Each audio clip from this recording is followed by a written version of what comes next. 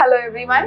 Continuing with our economics terminology, we'll be looking forward with two types of inflation today, particularly the headline inflation and the core inflation. अब अगर आपको inflation के बारे में कुछ basic समझना है, then I have already dealt it in my previous terminologies, जहाँ पे you will get the basic understanding of what actually inflation is. If I have to say in short, so inflation is the persistent rise in the price of goods and services. धीरे धीरे जब किसी भी commodity का price बढ़ते चला जाता है, उसे आप महंगाई कह सकते हैं, उसे आप इन्फ्लेशन कह सकते हैं. अब to connect with the main topic of discussion, I would like to first start with an example.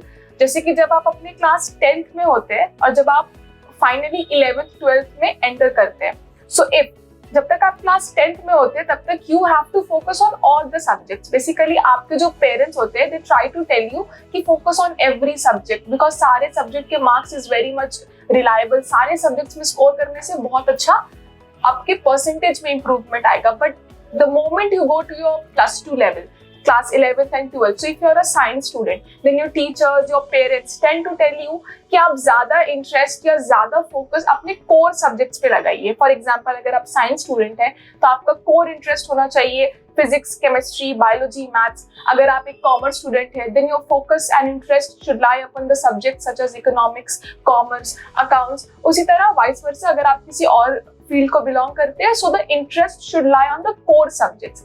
सो क्या हो रहा है यहाँ पे, पेनिट्रेशन हो रहा है, जहाँ पे आप बहुत बड़े चीज से, जहाँ पे आपको हर सब्जेक्ट पे फोकस करना इक्वली इंपॉर्टेंट था, शायद +2 लेवल पे आने के बाद आपका कोर सब्जेक्ट ज्यादा इंपॉर्टेंट हो जाता है with respect to the field आप जो चुनने वाले हैं in the latter phase of your life, maybe in the competitive exams.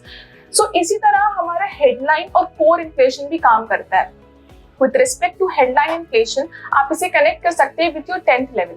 यानी कि headline inflation में हम सारे goods and services का प्राइस को कैलकुलेट करते हैं और उसके बेसिस पे हमारा इन्फ्लेशन कैलकुलेट होता है.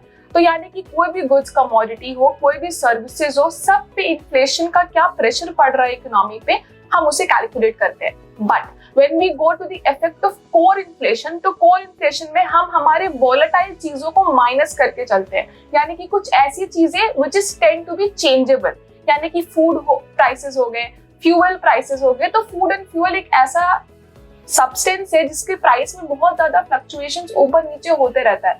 हो सकता है आज पेट्रोल का दाम 100 रुपीज है, कल 90 हो जाए या परसों 110 भी हो जाए. So this is a very volatile commodity या वॉलेटाइल नेचर ऑफ सब्सटेंस. इसके अंदर गवर्नमेंट 2 सब्सटेंस को कंसिडर करती है, that is the food and the fuel.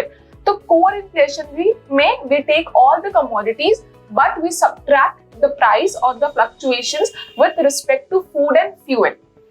So headline inflation refers to the calculation of changes or effect with respect to inflation in the economy with respect to change in prices of all the commodities. But with respect to core inflation, we subtract the volatile change in prices of commodities such as food products or fuel prices. So this is the basic difference between headline inflation and core inflation. अब the question might be very much obvious कि India में किस तरह का inflation को ज्यादा preference दिया जाता है, headline inflation और the core inflation. So India में core inflation को ज्यादा importance दिया जाता है because इंडियन गवर्नमेंट की calculations के अनुसार बहुत सारे changes प्राइस में आते रहते हैं with respect to food and fuel.